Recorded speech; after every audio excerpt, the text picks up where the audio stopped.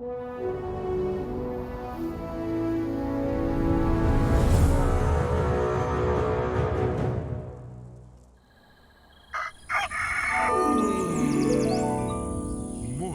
with Max.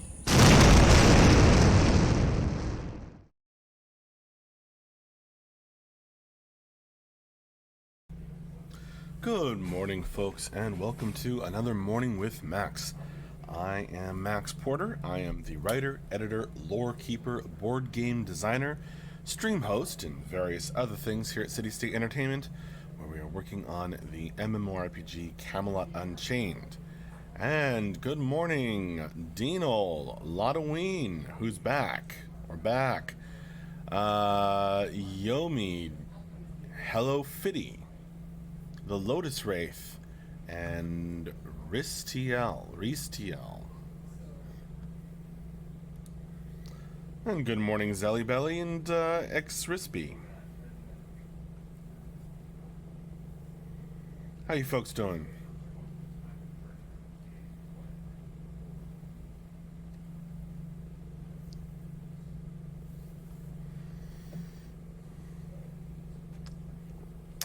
How's everyone's Friday morning going so far? Mine's going good.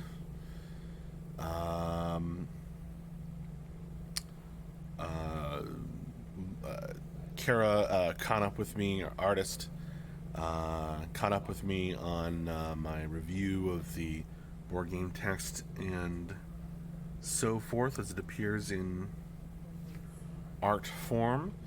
So I have to, which is great. I have to move on forward with that.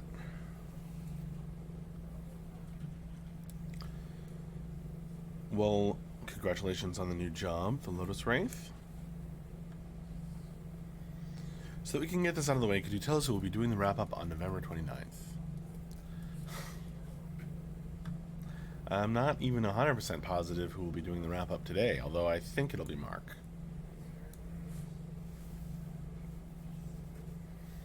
Yep, wearing a hat back to normal.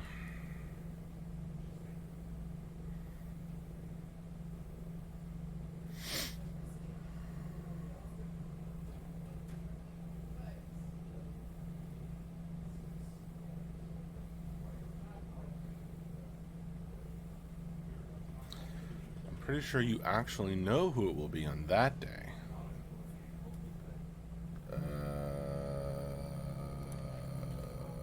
Do I?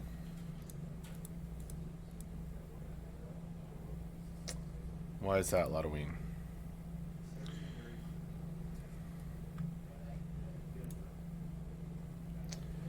Yomi, the newsletter has always been sent out. The monthly newsletter has always been sent out on the last business day of the month, so midweek next week.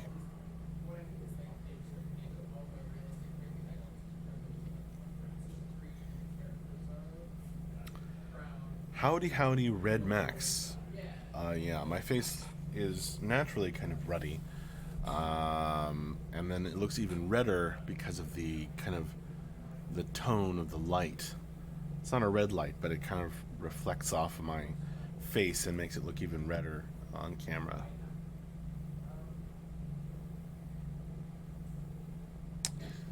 Is that hat for covering your messy hair, or does it actually help block the sun? Yeah, it keeps the sun off the top of my head.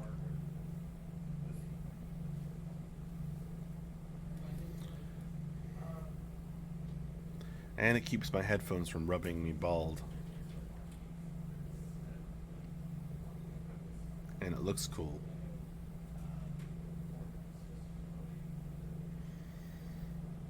Hi there, Collecting Collects. The Cowboy Gamer. Did I say hello? Happy Friday to you, Denarian.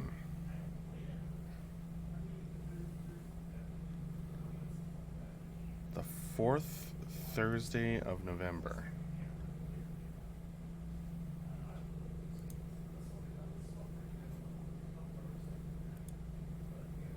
What is Lotaween trying to tell me?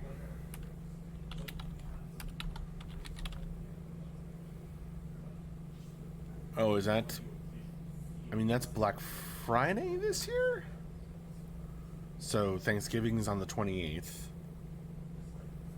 And Black Friday is on the 29th. So I guess nobody will be doing the wrap-up then?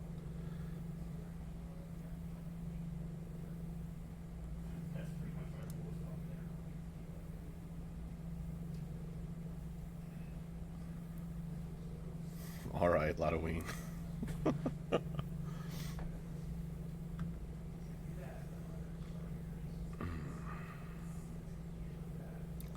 It's hot over there. It's winter here in Australia, says Collecting Collects.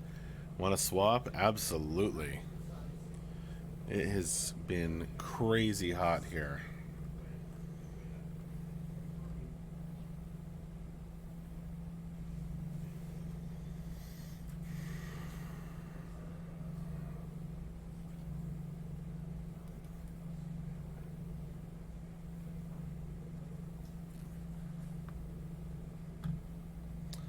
So you see, you really do know months in advance who it will be, so stop using that tired old excuse. What if somebody sneaks in and, turns on the stream on Friday?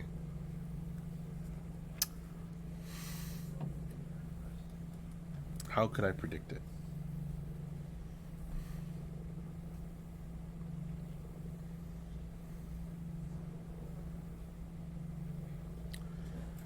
Deals is Collecting Collects. Now you move your studio down here and I will live in your empty studio. Got it.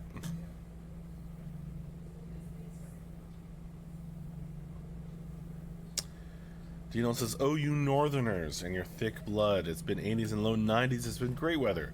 Except that weekend heat wave. That sucked. Yeah, that's what I'm thinking of. It's not, it's not too crazy this morning. But I had enough after the weekend heat wave where it was like a heat index of 110 outside. No thanks.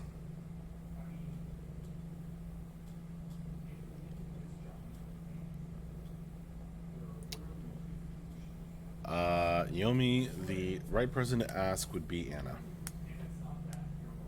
our HR person. I'll take it back when you prove me wrong. So you're asking me to prove that I don't know something, Letaween?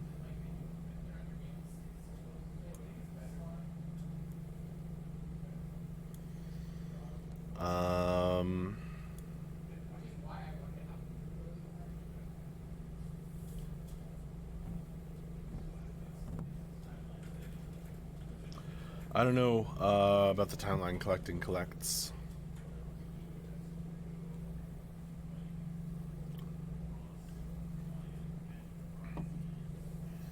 Yeah, I thought that's what you meant, Halloween.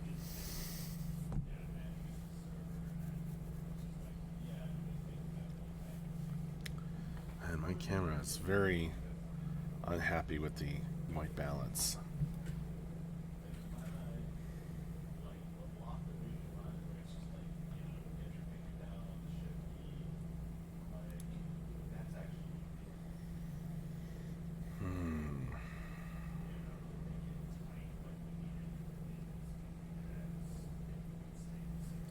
Max will be in a turkey coma on the 29th. I hope so. I hope so.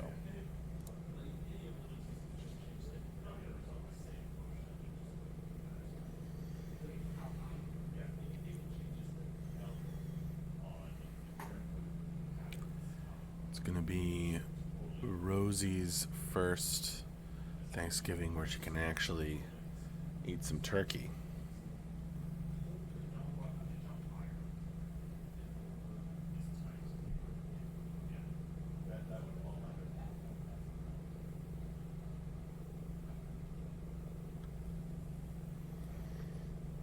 Maybe Yomi, but like I said, I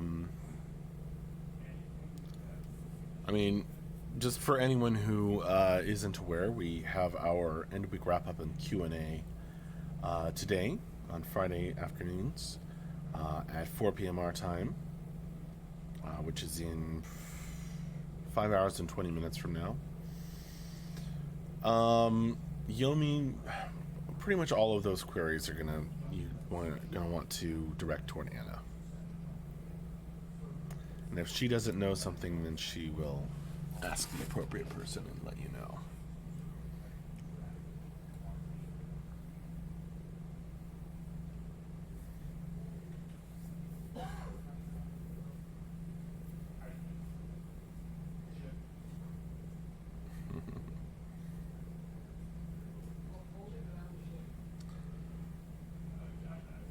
Yeah, apparently Deanol's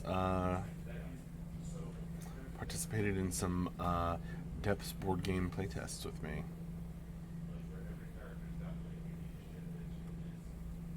Which I apologize for not remembering.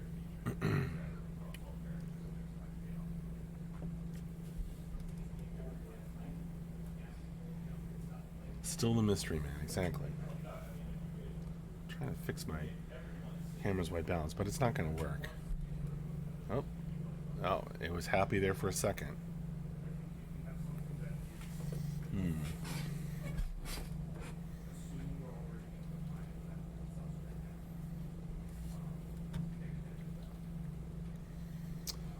Mystery man is Deanol.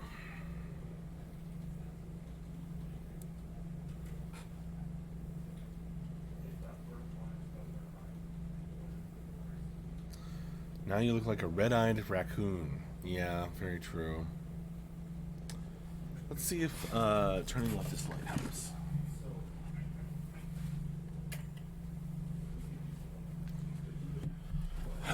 Is that any better?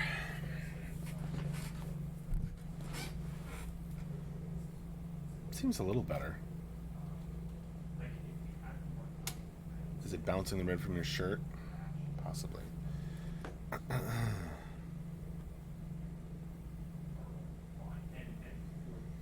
Hey Max, maybe you could do a segment in each morning with Max where you highlight one card from the board game, so when we finally buy it, we'll all know how to play. That's kind of neat. That's kind of a neat idea, Halloween. Highlight one card from the board game.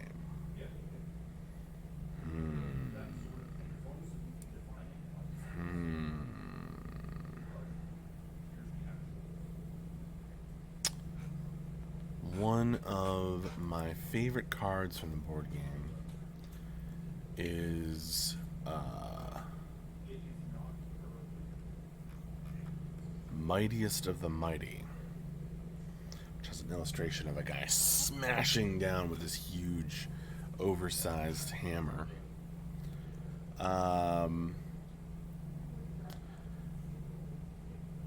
That's the kind of the best card, or the most powerful card of the heavy fighter in the board game, and it's expensive at 3 blood. Weapon attack components, range of 0. You may break a wall that borders a space in range, and then deal 5 damage to a character in range. So it's the highest. It's the highest single damage card in the game. And you get to break a wall first. Now, there are several ways of pumping up your range so that breaking that wall could allow you to then attack someone through the wall. So that's something to keep in mind with Mightiest of the Mighties, that you can, since there are many ways to pump up your range, you can actually hit out with it from a distance. The good guys get it? Yeah. Well, I'm trying to think. Actually, now I'm wondering if there's any higher. Yeah, I don't think there's any single target, damage cards among the bad guys cards that do that much damage. But the bad guy can do a lot more damage spread out over all the Delvers. That's for sure. I mean, some of them are variable, but in terms of a number that's printed on there, like, they're like the bad guy can do damage, like, based on how much whatever they pay. So, that could potentially do more damage with the same card, and there's other various ways of pumping up things. But in terms of a number printed on the card, the number 5 damage is the highest one. And using this card if using this card well, can be very important in the heavy fighter's arsenal. Generally speaking, you want to try and set things up. If you are pumping all of your damage into this one card, that comes with a risk. You can buff up this card, with various damage bonuses and make it do, a crap ton of damage all at once, which is great if your opponent has lots of armor tokens, because then they can't trigger an armor on each attack.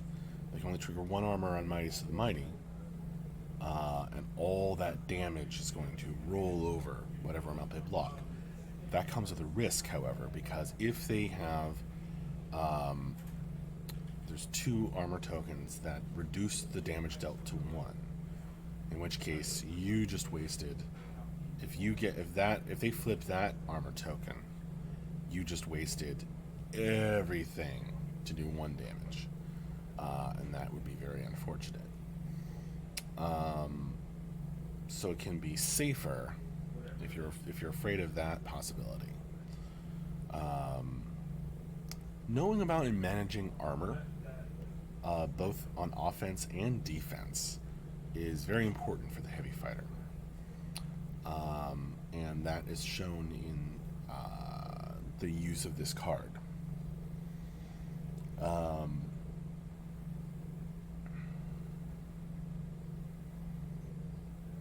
Another way of using Mightiest of the Mighty that's pretty good is if you, as a heavy fighter, are trying to get into range, because all your cards are range 0 base, a couple of them are range 1, but they're close range, and you have to spend actions moving to get into range. Mightiest of the Mighty can kind of keep the damage level pretty high, pretty okay, all by itself. If you have to move and play and then you can play this card, and at least it keeps the damage turn by turn level high, so there's no respite for the bad guy to go heal, etc.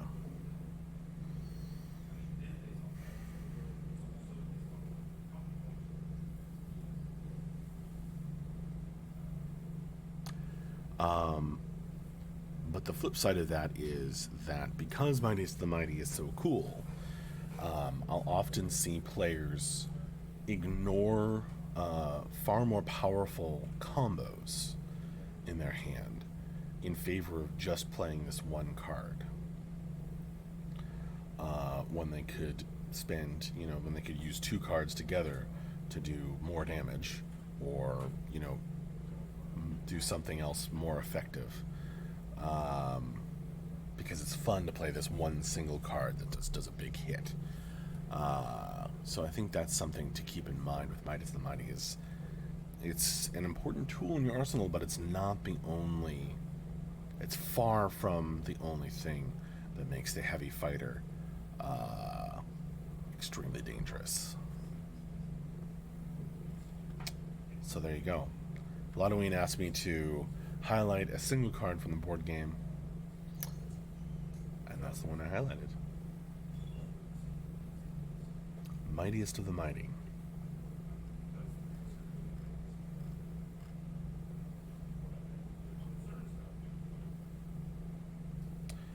Heard through the grapevine that a full game is being timed. What goal are you trying to hit for how long the game will last?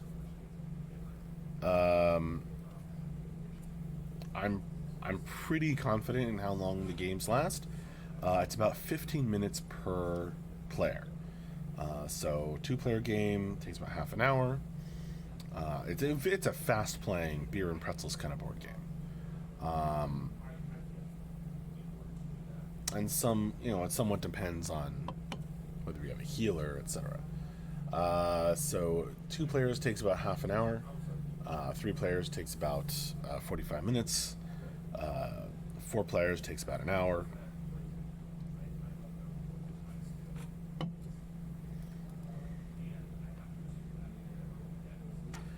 And then you, once that game is done, you can change your stuff around and play again. And it will be a very different game.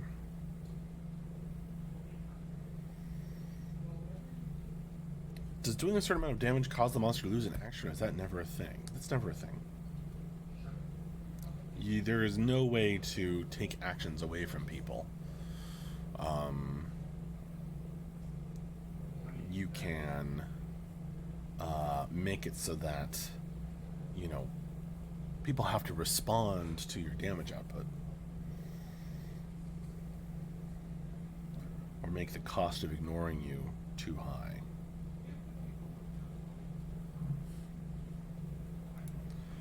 Beer and pretzels is a great way to describe it. Well, thank you, Dino.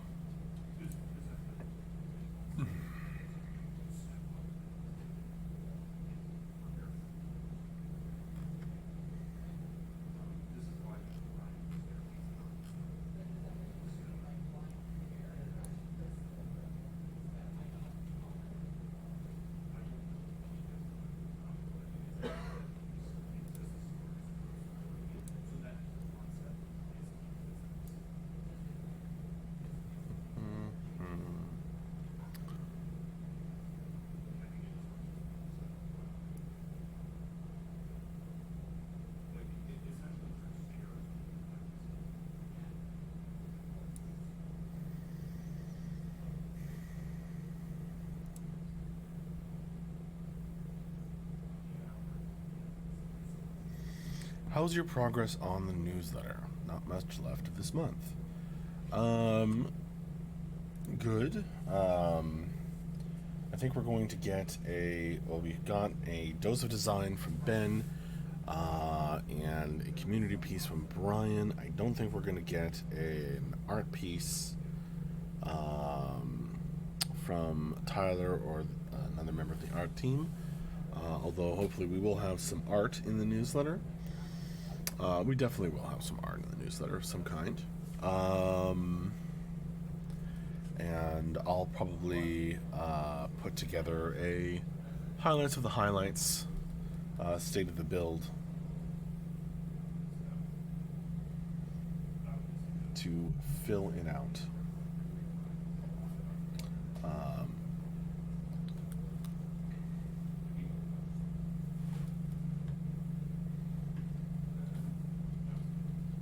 So good progress. I was a little worried this month that that people were so busy I wasn't going to get any pieces, but I got some. When is Tyler going to make some leaves on stream again? I don't know, Ibsen999, but I would love to watch that as well.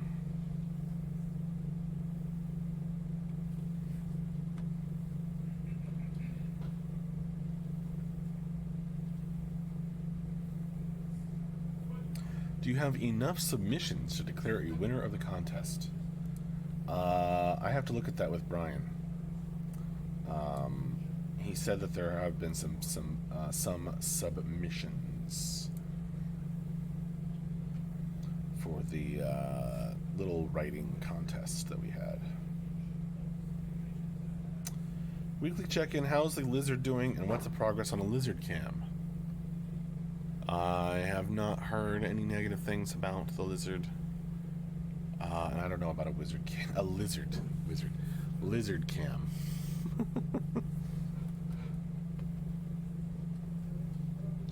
Hi there, Strike.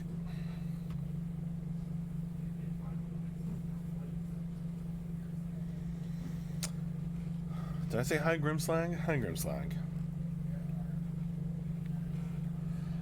Desizzle. Awesome. I don't have a release date, sorry. I don't know. When it's ready. When the game is ready. At least is when Max decides it's a strike. Oh boy. I get to decide. When is it ready? Asks Ibsen999. When it has everything that we promised and is as fun as we want and need it to be.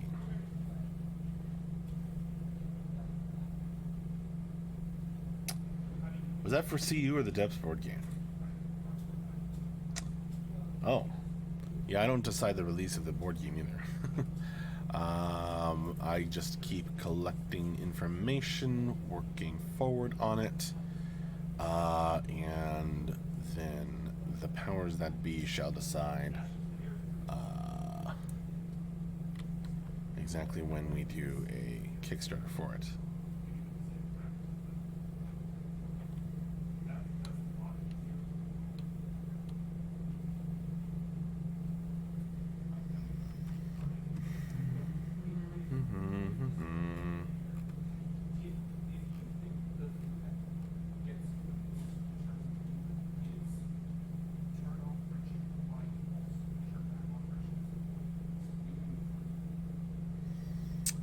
What's going on?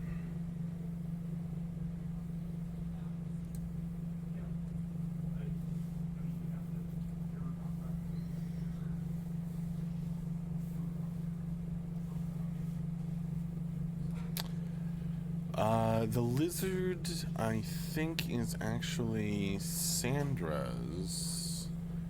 Sandra and Michelle kind of trade off who cares for it or something like that. Just lizard talk, Max. Got it. Wait, does somebody have an actual lizard? Yeah, Ibsen999. They have a gecko in a terrarium that lives in the office, and then they take it home every night. Or somebody takes it home. I know Tyler's has taken it to his house a couple of times. We've actually shown photos of the gecko in news posts.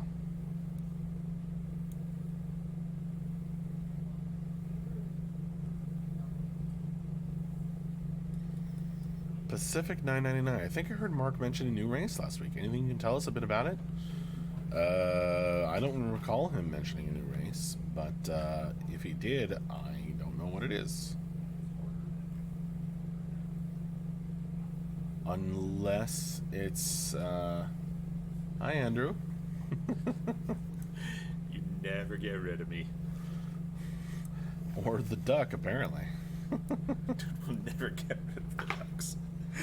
We're stuck with the ducks. We're stuck with the ducks forever because of my one accidental thing years ago.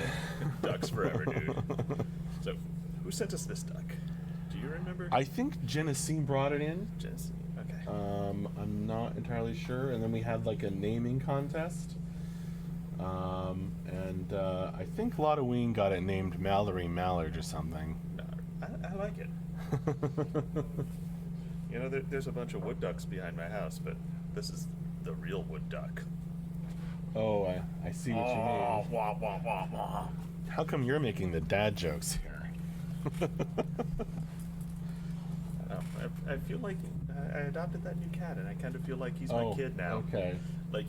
He's just so he follows me around the house, room to room like a dog, and just looks up at me with the same look of little boys give their fathers, and I'm just like, oh.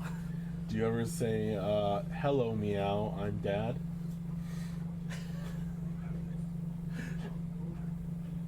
Or just hello ow because me ow? Me ow, I dad. Right, exactly. Yeah, I really, I don't know, I've had other cats before, but I feel like this cat is I feel like I'm his father. He gives me just that, admiration, you're the coolest person, I want to grow up and be like you someday kind of thing. So, I don't know. Did you get the cat really young? So I thought I was adopting this elderly 10-year-old cat. No, it's a 2-year-old cat who was on the verge of death, and now that he's like healthy again, now that he's healthy and fixed up, he's just like, oh my god, just kitten bouncing around the house. 18-pound kitten. Oh wow, that's even heavier than my cat, I think. Like he started out at 12. I have a and, pretty big cat, but he was scrawny and undernourished. So we got our cat at she was 3 weeks old, but she's grown up very grumpy. no, this dude's like he's wild, but he's sweet, So cute. Like your hand moved, I'm gonna bite it, but I'm doing this with love. All right, well, I have what I need and what I don't, and thanks for coming by. Yes, back to the Linux land. Somebody was asking about software testing, so formulate a I will answer thought that. on that. Oh, okay. John Farinelli is now. John Farinelli is getting ready to start building out an actual QA team. So there will be things happening soon. Good to know. So it'll be a mix of some outsourced. Like we're gonna have a few QA people embedded here at the team to just like super tight feedback on, hey, this change broke, come over here and look at it. And then outsource house for just like regression testing of like confirm that nothing in the run through this checklist on a build once a day or once a week or whatever, and confirm that like nothing new has gone bad. Also cool. Tim and a new guy who I'm not sure if we've named him yet is are building out as part of our build pipeline fully automated things of just stand up a server, connect the client to it, run various tests. Like we've been relying on the fact that Hatchery is just like, I committed some code and now it's deployed to a server and IT people are on there and they'll post it in the forums and right. We're gonna go a little more automated as the team grows, because just like making sure that stuff doesn't break. Like the bigger the team is, the more lost time there is if there's a bad build. Right. So, when it's just two guys, well, build's broken for a half hour, you waste an hour of productivity. You have 30 guys, build's broken for a half hour, you waste 15 hours of productivity. So right. Well, that makes sense. it pays off the bigger your team gets. You can do cowboy with a small team. But Well, you heard it here first, folks. Thanks so much for answering that question. yes. You never know what's going to happen on Morning with Max. It could become Morning with Max, Andrew, and Wood Duck. All right. Well, I will see you folks later. I feel like I'm at this weird angle on the camera. I will see you folks later. Come back for our end of week wrap up and Q&A this afternoon, which is in 5 hours from now, probably with Mark Jacobs on. And be good to each other, folks. See you later. Thank you so very much for joining me and chatting and being generally awesome. Bye-bye.